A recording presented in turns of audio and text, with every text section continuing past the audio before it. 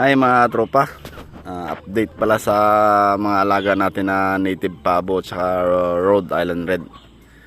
Bali yung saging pala na tanim natin dito sa likod mga tropa, wala na. Ubos na talaga ng mga alaga natin. Ayan o, dalawa na lang yung natira na malalaki, hindi pa nagbunga, natumba na dahil sa kakakain ng mga alaga natin. Yun yung isa o, natumba pa din sa native mga tropa.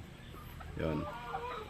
So isa ito, may sumibol pa na supling ng saging, pero wala, kakainin din ng mga alaga natin. Pero di bali mga tropa, kasi doon sa labas kulungan, marami tayong mga saging doon. Yan. Kahit dyan sa paligid mga tropa, maraming saging dyan. Kahit dito sa kabila, marami tayong saging dyan. Kaya dito talagang hindi na yung saging dito. Ubusin pa rin ng mga alaga natin mga tropa. Oh, laki mo. Ito yung nag-iisang ko, nag-iisang roster na pabo. Yan.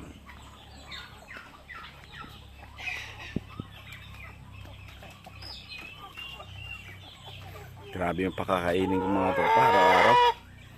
Kaubos ako ng 2 sako 15 days. Maliban sa lalaki, meron pa akong mga pabo dito na maliliit tsaka native sa kabila. Yan sila.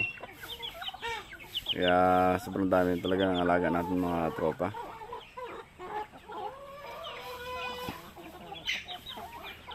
Yan. Bilis na kumain. Ayun o, doon kayo, kain kayo dun o.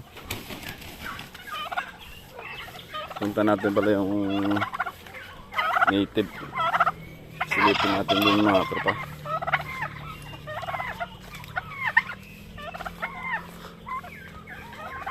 Sa kabilang kulungan doon mga tropa yun o. Yun, native din doon mga tropa. Tapos ito yung mga native natin dito. Yung mga nangingitlog ko lahat mga tropa. Ito. Tapos marami tayong napisa na native, mga 24 piraso. Mga bagong sisiw, puro native, pure. Kasi hindi na ako nagpapisa ng mga Rhode Island Red mga tropa. Yung itlog, binibinta ko table eggs. Tapos pag may mag-order, doon lang tayo mag-incubate. Kasi magpapapisa ako mga tropa, tapos wala pang nakapagpabook. Dagdag pa kainin. Yung strategy natin ngayon, babaguhin natin. Magpapa-reserve na lang tayo sa mag-order. Tapos doon na lang tayo mag-load sa incubator natin. Kasi hindi pwedeng puro incubate lang tayo mga tropa. Wala, mabigat na talaga magpakain. Super nakakabawi naman pag may bumibili sa pato natin or sa mga native natin. Kakabili naman tayo ng feeds, pero wala tayong income. Kaya kailangan natin talagang